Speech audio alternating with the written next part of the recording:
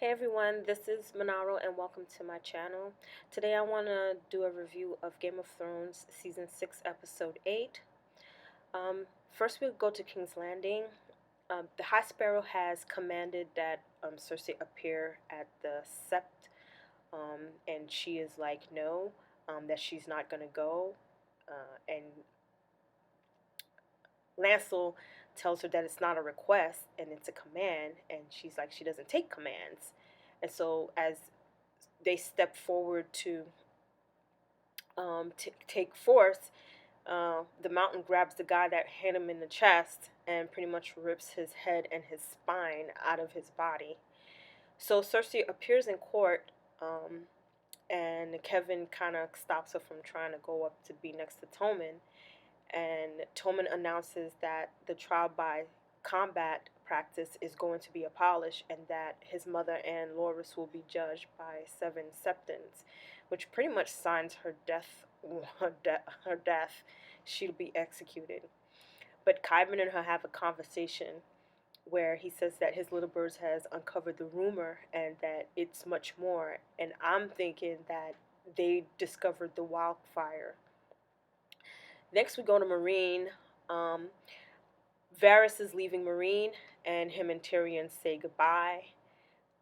He said that he's going over to Westeros to take care of some business. Then we see Tyrion and Missandei and Grey Worm are, trying to tell jokes. I guess they're trying to release some tension. But it's short lived because the master ships are coming up against their wall and they are attacking them. So I guess this is the battle of fire that we're supposed to see as they're catapulting fire into the city.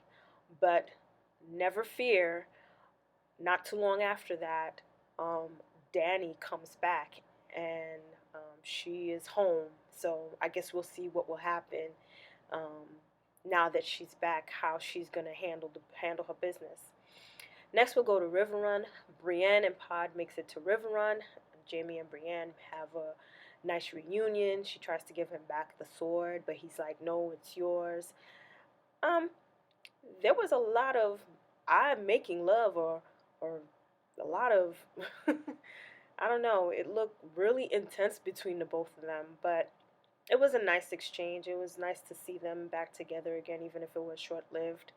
And so she tells him that she found Sansa. He was like, man, I thought she would have been dead. But anyways, he allows her safe passage to go see the Blackfish, and she gives the note that Sansa wrote, but the Blackfish is like, nah, I'm not going. I'm staying here. This is my home, and I'm gonna fight to the death. And then we see an exchange between Edmure and Jaime, which is a nod from the books, and it was absolutely brilliant. I love this exchange actually.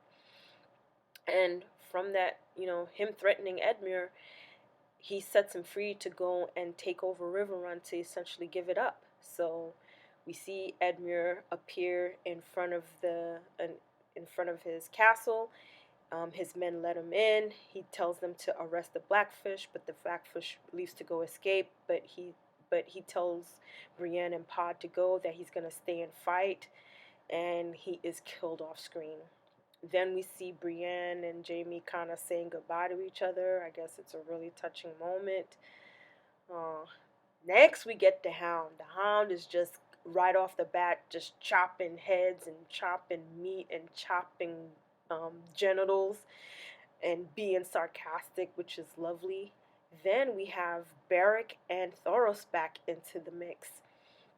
And so he runs into them. They have some banter back and forth as they are getting ready to hang Lemon Cloak, and some other dudes for what they did to Sept and Ray and those peaceful people that he had around him. And so they allow the Hound to kill two of them by kicking the block from him. And they have a conversation, and I think they're getting ready to head north because they were trying to recruit him and telling him that he has a better purpose. Next, we see Arya. She's made her way to Lady Crane, and Lady Crane essentially patches her up and gives her milk of the poppy. And I think that's the first, time Arya has had any motherly attention. So, but it's short-lived because the waif eventually appears and kills Lady Crane. And as soon as Arya, sees her, the chase around Braavos begins. Which, I don't know. I think this was poor writing. There's no way that she could have suffered the abdominal wounds that she had and be able to be doing all those stunts and acrobats that she was doing. I mean, she's running through the streets, she's jumping off buildings, she is doing a lot for someone who had gotten shanked in the gut.